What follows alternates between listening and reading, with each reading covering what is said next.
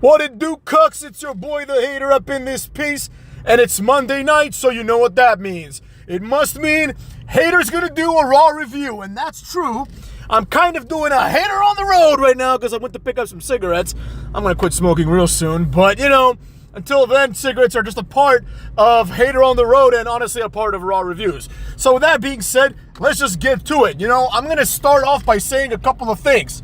Number one, this was a rare, really good episode of Raw. I thoroughly enjoyed this.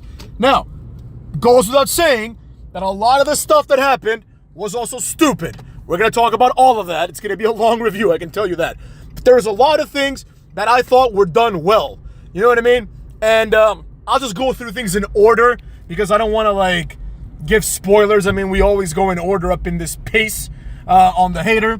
So, we start off the show, as I'm about to park up in this mud, we start off the show with basically just showing all the quote-unquote stars coming into the arena. None of this matters except for the fact that Dominic is coming in with Liv in a lowrider, which is awesome. Now, a lot of people don't understand this because, quite frankly, wrestling fans aren't very intelligent for the most part, right? Just like the guy that made a video about me, I already forgot his name.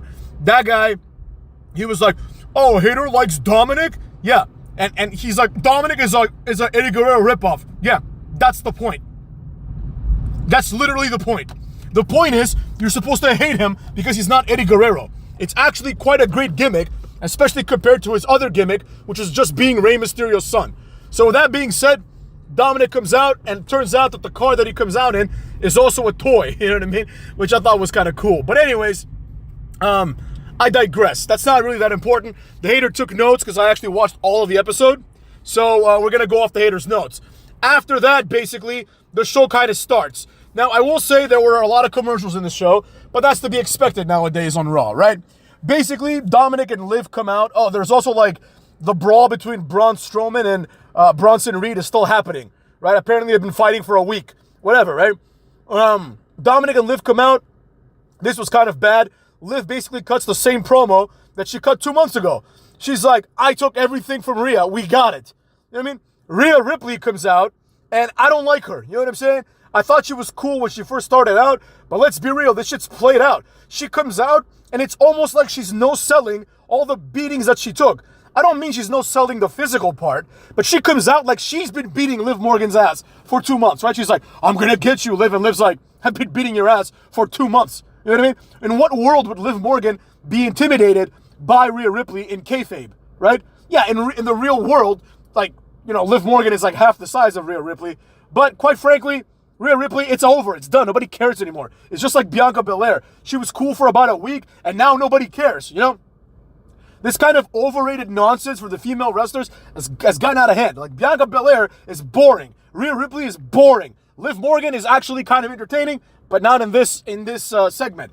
The only thing that came out of this segment was that basically they told us the finish of the match of the pay-per-view. What's going to happen is Dominic is going to be in a shark cage suspended above the ring, meaning that at some point in the match, Dominic is going to throw something to Liv that she's going to use to beat Rhea Ripley, or Dominic will otherwise distract Rhea Ripley and win, and have Liv win. That's probably what's going to happen. Don't quote me on it, cucks. The cage thing is stupid because the idea is it neutralizes Dom, but the Judgment Day has 18 people in it. So what prevents Carlito from coming in, spitting the apple in Rhea Ripley's face, and having Liv hit the Oblivion, and that's it. You know what I'm saying? So that's not really cool, but it is what it is. Next up, we get Sami Zayn versus Ludwig Kaiser. Ludwig Kaiser looks like an eel that had sex with a Nazi because he is long. He's got a long body. Sami Zayn, on the other hand, looks like a werewolf that hasn't finished transforming yet. You know what I mean? He's somewhere between human and half werewolf. Not half wolf, half werewolf, so quarter wolf. You know what I'm saying?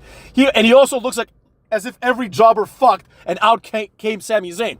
Sami Zayn is not entertaining. The announcer says it's been a great year for Sami because he won at Mania. Then the next sentence out of this idiot's mouth is, Sami is still trying to prove himself. Okay, which is it? It's been a great year? Or he's done fuck all and is trying to prove himself? I suspect it's the latter. After a 35-year match, Sami eventually beats Ludwig. this was not a good match because everybody knew that Sami Zayn was going to win, right? There's no universe in which Ludwig Kaiser, who is essentially a jobber, like Ludwig Kaiser is not a mid-carder, he's not even an undercarder, he is a jobber. This guy, like, he's won like one match his entire career by himself. You know what I mean? And when he was in a tag team with Giovanni Vinci, they won like 3 matches. You know what I mean? This guy's just there to lose. He has no business being in wrestling anymore. He does have some good qualities, but, you know, he's a jobber. I mean, they need to, like, push him or something. I don't know. Figure it out, cucks. Basically, after this, as I said, the match goes on forever, and this match, in my opinion, is even worth putting on the pre-show. Then Gunther comes out in ring gear, right? And this was a nice little swerve because I thought that Gunther was going to say, I'm going to give you a match right now and just squash him in 2 minutes now that he's, like, been, you know, hurt by Ludwig, right? But that's not what he did. He did basically that. He came out and he said no to the match, right? This is stupid because the match is going to happen no matter what. Also, it's like, if Gunther is not going to wrestle Sami Zayn, what the fuck is he going to do, right? I'm talking about it from a kayfabe perspective, right? So basically, I'm supposed to believe that Adam Pearce and the WWE are paying Gunther to come there every week and just tell Sami Zayn no? Like, don't they want this guy to do his job? Doesn't make any sense. But that's what it was. Then we had a reconciliation of the New Day. Kofi Kingston comes out and he's like, yo, I'm bringing back all the things that made us cool. Xavier is like, yo, we need to, like, focus because we're jobbers now, right? We can't do this silly shit now that we're jobbers. This is the kind of stuff you do when you're a winner. And Kofi's like, all right, cool. Now you call the shots for, like, the next, you know, couple of weeks, right? At this point, Chad Gable and American Made come out. This is basically like Ivy Nile, who can be fired tomorrow for all I care, and 3 Kurt Angles. Like, I don't understand how, like, you know, American Made is in this position, to be honest, right? They jobbed out to that jobber-ass faction, the Wyatt Sucks, if you ask me, right? Of course, Wyatt 6 isn't going to be here because they're boring. It's already done. You might as well just fire all of them. That's never going to amount to anything, right? And by virtue of the fact that Chad Gable and American Made are here, it really undermines the win that the Wyatts achieved, right? The Wyatts didn't do anything because they won and, you know, Chad Gable's still here. So he's like, I'm going to exact my pound of flesh. Well, you're not here and Chad Gable is, so it wouldn't have mattered anyways. Like, if Chad Gable and American Made beat the Wyatt family, right? And Chad Gable and American Made came to Raw today and Wyatt family didn't, Wyatt 6 didn't, which is exactly what happened, then it doesn't matter who won, right? It changed nothing in the trajectory of anybody's storyline. Like, Wyatt 6 is still doing nothing, and Chad Gable is operating as if he didn't lose in, like, a, whatever, in, like, a, you know, street fight, whatever the fuck it was, a Halloween match, whatever, right?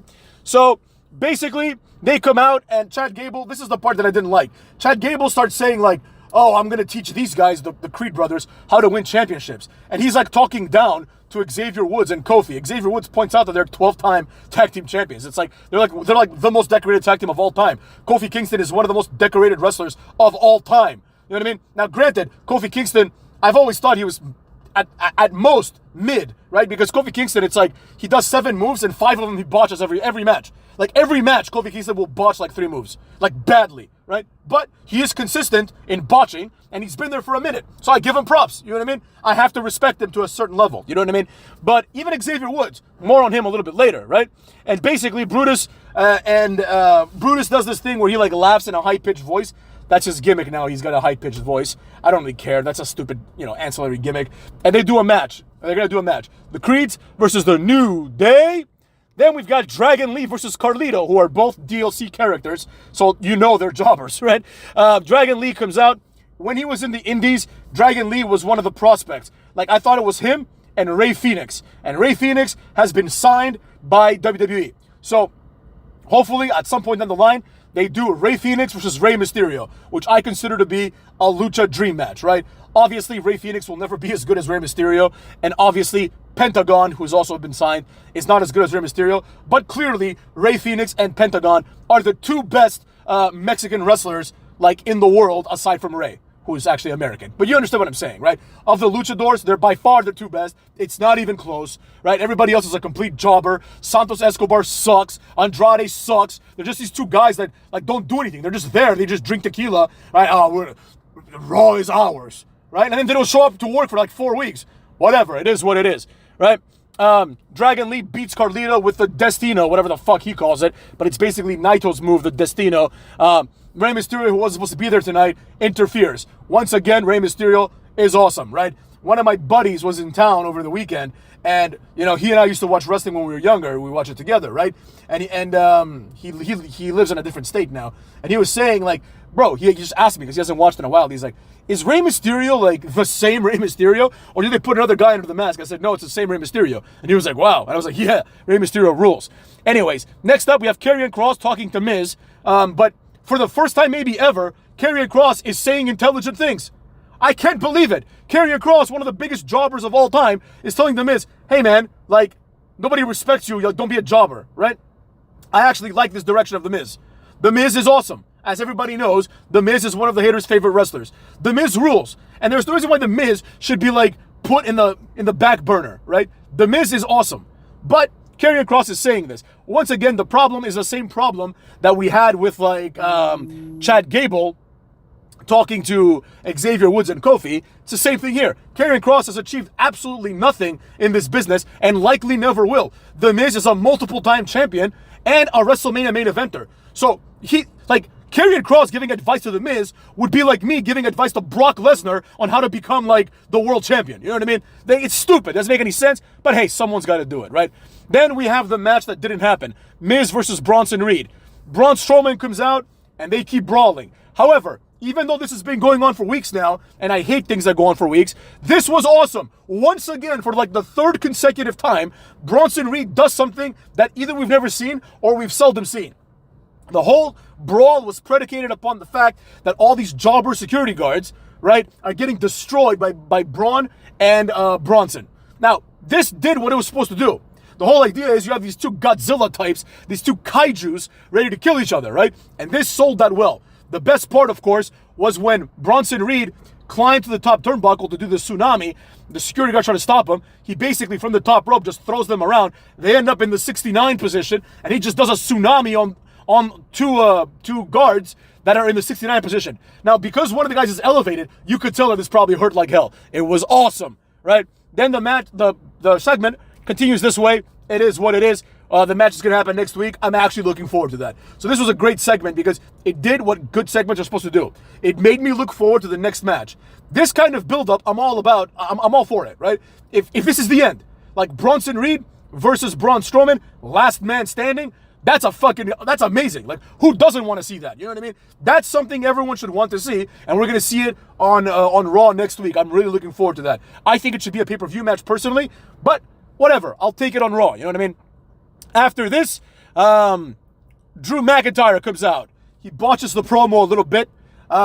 He comes out and cuts the same promo CM Punk cut last week. Like a somber, like, I'm willing to do anything, Punk. I'm willing to do anything. Me wife told me not to do the match. Shut it. Nobody wants to hear this. You know what I mean? What the fuck is this? All these guys are pouring out their emotions. Drew McIntyre's like, my mental health. Shut the hell up. Did you ever hear Stone Cold talk about his mental health? No. Did you ever hear The Rock say, like, I'm afraid. The Rock is afraid to go to... The Rock's wife told him not to wrestle Mick Foley. No. He went and wrestled Mick Foley, beat his ass with a chair, and that's why The Rock and Mick Foley are awesome. Nobody back then was like, my wife said this. My dog's name is on my bracelet. Oh, I like this thing. I do this on the weekend. Here's me playing video games. Like, no, these are supposed to be superheroes. You're not supposed to know, like, in kayfabe, right? Like, let's look at Kane as an example, right? One of my favorite wrestlers ever. Kane is a married man, right? Kane is now like the mayor of Knox City, Tennessee, whatever the fuck it is, right? Some place, right? But when he was Kane, the big red monster, the big red machine, right? He was a retard who couldn't speak and was obsessed with fire, right? That's what Kane is. Kane doesn't have a wife, right? The character of Kane doesn't have a wife. The man that plays Kane can have 10 wives for all I care. But the character of Kane doesn't have a wife. The Rock was a married man, but he would save Trish Stratus and make out with her, right? Because he's playing a character. Nowadays, everyone's just themselves. Drew McIntyre's like, I like Chipotle. And then people are like, wow, he's just like me. And that's the problem, right? I don't care about this match at all. Obviously, I am excited about the fact that it's a Hell in a Cell match, because that's cool. And finally, they listened to the hater and started putting TLC, goddammit, Hell in a Cell matches, not just at the Hell in a Cell pay-per-view. That's cool. I like that. This is shaping up to be quite the pay-per-view. But nevertheless, I don't care about this feud because it's been going on for like a year. So I don't care. Next up, we had Damage Control cutting the same promo backstage with Bianca Belair and Jade Cargill. I like, as I was watching this, I thought to myself, how great would it be if Jade Cargill just clotheslined Bianca right there and then just clotheslined Kairi Sane and then grabbed the Io Sky and hit the Jaded and basically took the titles by herself like Matt Morgan and declared herself the one woman tag team champion. And she said, basically, I'm better than all these jobbers, which is what she should do because Jade Cargill is a star. Bianca Belair is holding her back. Bianca Belair sucks. She's on her way out at this point. Nobody cares about Bianca Belair. She's like a year or two away from being the next Natalya. Nobody cares about her, you know? But Jade Cargill, I think she's like in her mid-30s, you know, which isn't old in real life, but it's old to start getting a push. So now's the time, cucks. But anyways, this leads to Damage Control having a match against the Unholy Jobbers. The Unholy Jobbers have completely dropped their gimmick. They were supposed to be these like two witches. Now they're just two girls that laugh maniacally, right? It's really weird, and I don't like it, right? The match was garbage. I didn't enjoy it at all. Kairi Sane doesn't know how to wrestle. Like, everything she does is a botch. Io Sky ain't much better. She does this like basic ass moonsault, and it's like, oh, over the moonsault. Like, it's supposed to be like a special kind of moonsault. Like, Chad Gable's moonsault is like 100 times better. And I get it, Chad Gable's Chad Gable, but you get what I'm getting at, right? Afterwards, we had, in my personal opinion, I mean, the match itself was whatever, but American Made beats the New Day. Julius Creed does like a last ride kind of, I think on Kofi, and Brutus does the Brutus ball, and they pin him clean, right? There was a distraction, so I guess it wasn't clean. I forget who interfered. Probably Judgment Day. I don't know, and I don't care, right? The point is, American Made won. That's good. I want to see them win. Obviously, the New Day doesn't need a win because they're going to be in this like storyline that's likely going to culminate at their 10-year reunion, hopefully setting up Kofi versus Xavier at Mania, where Xavier is going to get the rub that he honestly deserves. Like, afterwards, there was a good promo, right? Xavier Woods' character appears to be this insecure guy, right? His character is exactly what Corey Graves and Wade Barrett have been saying he is, right? Basically, he's the B guy, right? Kofi Kingston is a world champion. Big E is a world champion. Xavier has done fuck all as a singles guy, right? So this is eating at him. And Rey Mysterio comes to apologize, and Xavier basically says, you know, you don't have time for me because I'm not a world champion, right? And like, it's a good way, and Kofi's like, yo, calm down, man. But it was a good way to get the Xavier Woods rebrand, right? Xavier Woods has some good attributes.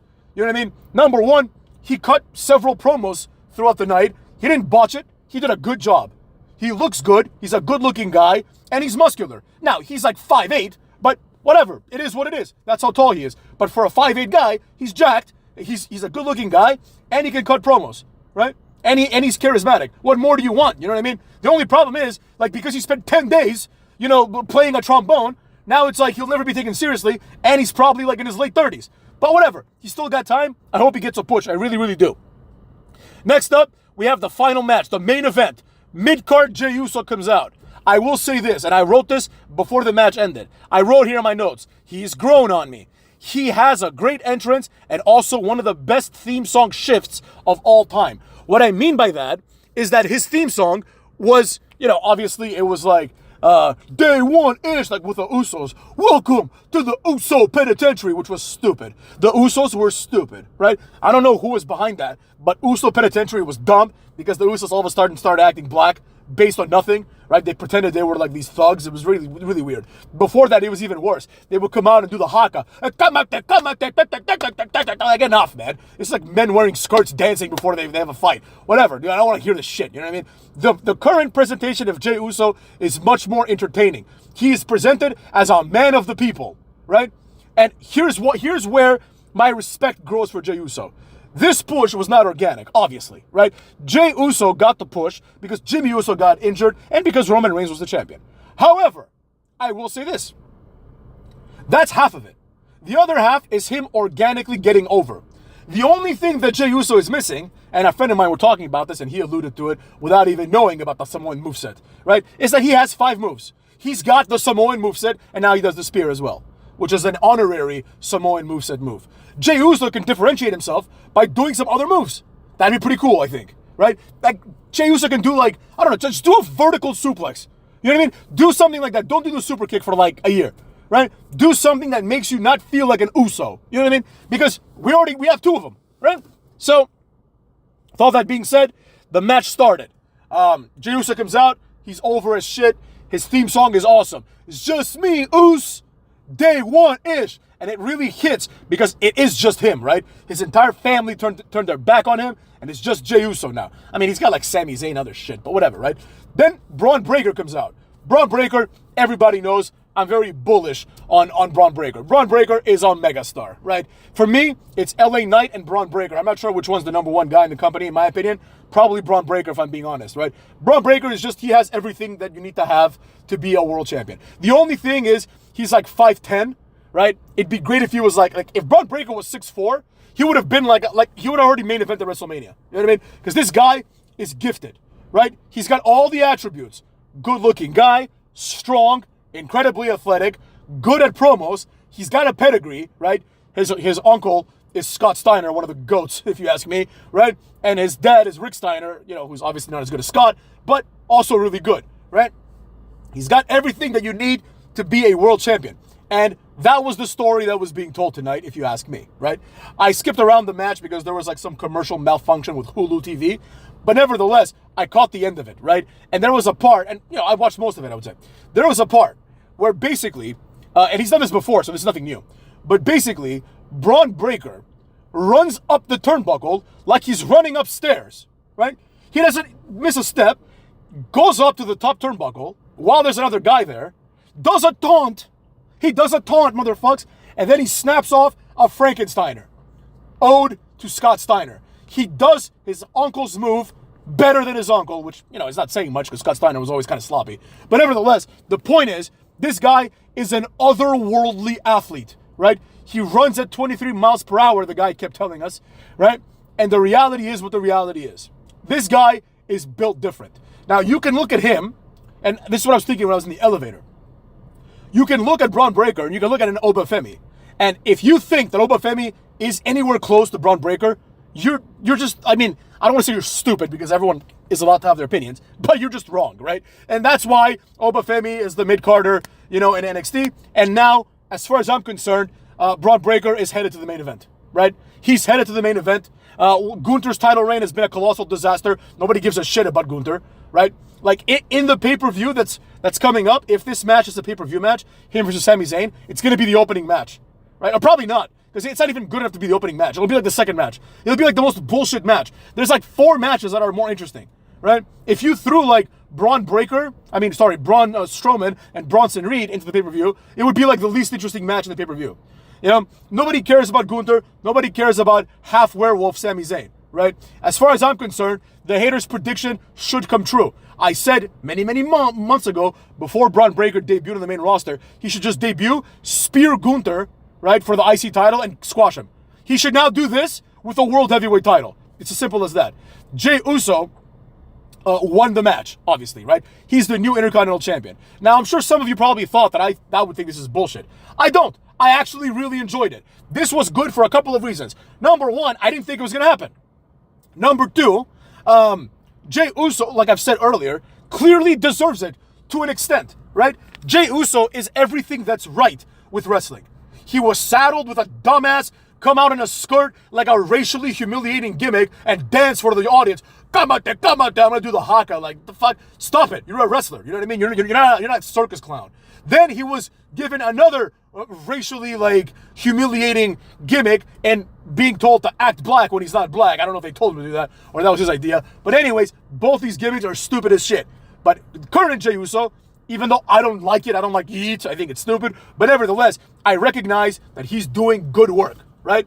And I'm happy for Jey Uso. I'm happy that he got the mid-card belt. Now, I also predicted this many months ago, that Jey Uso would go from being main event Jey Uso to mid-card Jey Uso. But this is good.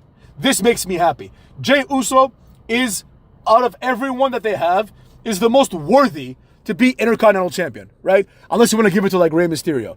Nobody else deserves it more than Jey Uso. I would say Braun Breaker does, but not anymore, because in my opinion, Braun Breaker needs to go to the main event now. Like, Braun Breaker should win the Royal Rumble. It's probably going to be Roman, so he might have to wait a year, but Braun Breaker is going to win a Royal Rumble at some point, right? Or maybe it's The Rock, who the fuck knows. Braun Breaker is clearly the future of this business, if he decides to stick around, right? That's just how it is. So I personally thought that the Intercontinental title like would benefit someone like Jey Uso a lot, and it would hinder someone like Braun Breaker a lot, right? I always thought that the Intercontinental title is a jobber belt. However, if there are some wrestlers that are below the Intercontinental title, like Jey Uso. Jey Uso is fundamentally still a tag team guy. So for him to become a single star, he needs to have, in my opinion, a nice and lengthy Intercontinental title run. For all intents and purposes, Jey Uso is there on a weekly basis, right? Not every week, but he's there consistently enough. So he fits as a guy that deserves some credit, right? There, you can count on one hand the number of people that since WrestleMania have done good work, right? Jey Uso, Braun Breaker, obviously, L.A. Knight, yeah, right? And maybe Bronson Reed, which, that's just a push, right? These are the only guys that have done good things that they weren't doing before WrestleMania, right? They're pushing themselves. They're doing, Chad Gable too, I'll say, right? These are guys that are actually, like, in many ways, carrying, Raw. And on SmackDown, there aren't any there's nobody like that on SmackDown, except for LA Knight, like I said. But, Andrade, no, fuck you.